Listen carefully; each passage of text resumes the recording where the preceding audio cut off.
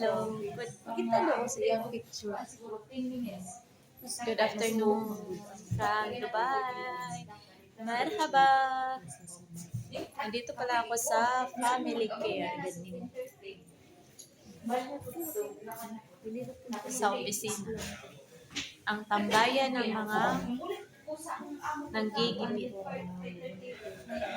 Tambayan na nanggigipit. Pumunta ako dito kumakain kasi wala kaming pera. Wala akong pera. So nakikain lang kami. Meron akong friends na Marites ito. Hi! Bago ka pa lang dito? Oh, first time. Hindi, bago ka lang dumating. Oh, atong 22. Galing ka sa Pinas. Return ako. Return ka? Ilang months ka lang sama mo? 3 months. Ba't ka ni-return? Ako ang nagpa-refuse. Bakit? Yung alaga ko nananakit. Yung alaga mo. Nananakit.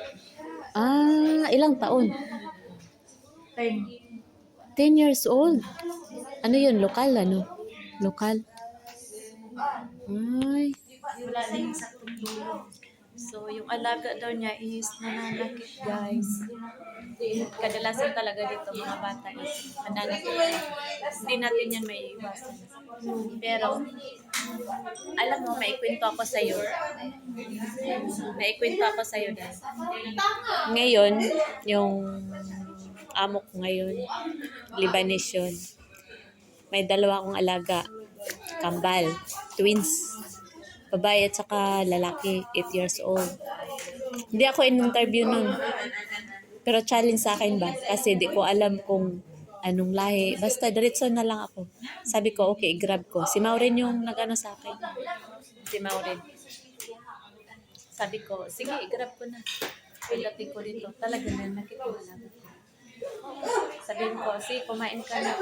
Yung lalaki, pupunta yan sa akin, sasapayin ako. May video ako. Kuha ko sa video. Tiniis ko yung tema. Sabi ko, ang gating na sa ako dito kasi hindi ko kaya. Pagdating galing sa school, minsan yung bag, binabato sa akin. Buko ba rin yung sapatos? Ibato sa akin. Sabi ko, parang hindi ko kaya. Pero 3 months na yung tagal. Noong July, alam mo yung mga June siguro walis ako dito, sabi ko sa isip ko. Tapos sabi ni Madam July, bakasyon daw sila sa talaga July, August yun, sabi ko. Hindi mo na ako alis kasi magbakasyon sila eh. Siyempre, with fee ako. Tapos sabi ko, with fee ako. Tapos, siyempre, wala akong ginagawa kasi iniwan ako doon sa opisina. Ginagawa ko, sige, pagkatapos na pagdating na lang. Hanggang na August, September, October, okay na lahat. Kasi sa una lang, nanilakit sila kasi siyempre, nag-adjust ko sila sa mga. At ako din nag-adjust sa kanila. Yung bata din nag-adjust. Okay na ngayon. Nakuha ko na yung loob ng bata. Nakuha na din nila yung loob ko. Hindi na sila nananakit. Nilaro-laro ko na sila. Okay na sila. Ganyan talaga yung pag-umpisa. Pero C3 na ako ha? C3 na ako. Ikaw, Day? Ilang days ka na dito? 1 month. Days sa kasano? Bumalik dito? Ah. Bago ka pa lang? Hindi, ano. Ilang months? 5 months na. Mag 5 months ka na sa C3. Tapos, yung ama mong lokal dati, Amo ko dito na ilang months ka? 2 months kasi buda. Bakit? Buda sa babae. Nakatrauma yun. Bakit nga? Kasi naniligaw kasi malaki yung makapagalit. Lokal yun? Anong lahi? Ay, Jordanian. Eh, Kapag nagalit, malaki yung mata. Siyempre, parang naiman ito parang kakain ko ng tao. talaga? Pag pinagkano yung pinalaka ko nila. May anak sila, wala? Kumain daw sila sa Royal.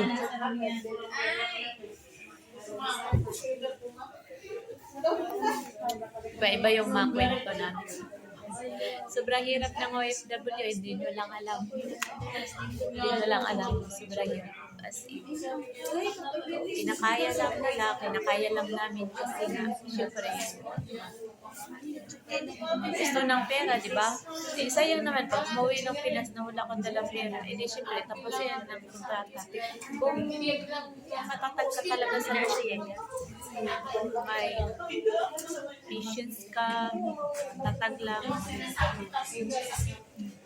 ano, makasurvive ka. Kung gusto mo nang pabalik-balik sa opisina, makakita na magandang amo, galantin na amo, hindi, makahanap. Kasi ako, sa sitwasyon ko kasi, dati, nung umalis ako sa ano ko, kasi hindi kami magkasundo, palagi kami nag-away. Yung amo ko lokal dati, yun talaga yung nag-sponsor sa akin. Kaso hindi kami nagkakasundo. Nagpasaoli ako dito sa agency. 3 months lang rin ako doon. By the way, hindi ka ginawang C3? So, ganito kasi yung uniform is C1. Ibig sabihin is sa employer visa. Pag white kasi ganito sa company. I-clarify ko lang kasi yung ganyan kasi mga brown na kulay ng damit sa employer visa. Kasi sa amin sa company, dalawa. Ay, tatlo pala. Pero may leave out din. Mayroon din leave out sa amin. May employer visa, may company visa. Ako kasi, sabi ni Ahmad na pagdating ko dito, sinuli ako ng amo kong lokal na mag-company visa. Tapos ayoko rin. Yun, napunta ko sa Sharjah. Lokal din yung amo ko, sobrang hirap doon. Wala nang tulong. Tapos yung pagkain namin wala sa oras. Kaya 1 month lang ako doon, umuwi ako dito. Saka na ako nagsiside, ma'am. Company visa. So, mahirap din ang buhay. Nananakit din yung alaga ko. Akala ko nga isa lang yung alaga ko doon, pero ang dami yung anak. Marami siyang anak. Ilang ba anak? 5 yung anak ko. Mahirap din. Malaki yung bahay. Kahit malaki yung bahay. Marami kami tatlo. Marami din trabaho. Ang dami pang mata.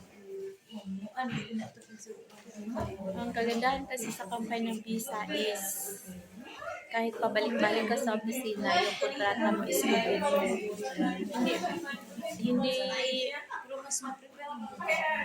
Hindi kagaya ng sa employer visa is pabalik-balik ka din sa opisina. Isa ka naman sa opisina. So, mas maganda yung company visa kasi kahit pabalik-balik ka dito sa opisina is yung kontrata mo is tuloy-tuloy. In God's grace, malapit na ako matapos. Ngayon, June 8, matapos na yung kontrata. Pero, balang kasi extend lang ng 1 year. O 4 years. 4 years. Hindi ko alam, hindi pa ako makapagis. So, ganito yung sitwasyon dito pag pabalik-balik dito sa opisina. Yung mga kasama ko. Yun, mga white, mga company visa yan.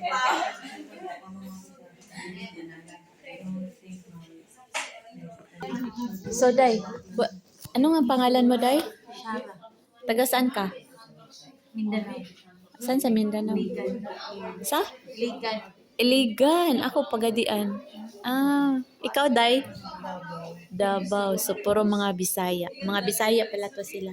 Kaso lang, yung salita namin dito minsan is Tagalog para magkaintindihan mo. Kasi hindi naman lahat is Bisaya. Meron ding Tagalog, meron ding Ilongga, meron ding basta halo-halo na. Kaya, yung salita namin dito is Tagalog. pasensya na. Ako din, taga-Pagadian, Bisaya ako, pero ginagamit kong salita is Tagalog para magkaintindihan lahat.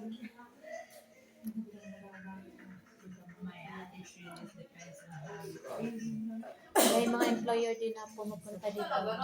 Yung mga office dyan. Ganyan yung office dyan. Pupunta, pwede mag-interview. Pwede mag-interview, interviewin ka. Face to face. Minsan din, sa call lang. Minsan, walang interview. So, mahirap ang OFW, mahirap ang buhay ng OFW kung alam nila. Hindi maganda.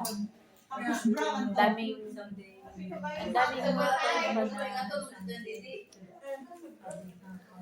hindi nyo alam. Yung nakikita nyo lang is nagdidiyo kami, masaya kami, pero yun lang yun. Pero pagdating sa bahay, syempre, back to work naman, back stress na naman. Depende din sa So, mahirap talaga ang FW, guys. Sobrang hirap. Malayo sa pamilya din. Yung nagpapasaya lang sa amin dito is day off.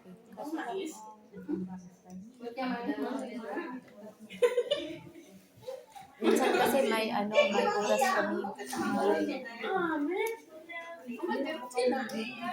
May curfew kami. Pag matagal ka na sa amoy, kailan ba curfew? Wala ka nang pakialam. Kasi yung mga brand kasi wala silang dito. Depende sa amin. Pero kadalasan kasi pag lokal kami lang mga company visa, may DO. Meron yung iba, walang DO, pero pinabayaran ng amo. Pero mas pinipilat namin na yung amo nagbibigay sila ng DO sa amin. So, yun lang po. Ito nga ganapan dito sa opisina namin. Family care for domestic worker. Goodbye. So, yun lang. Bye-bye. Mga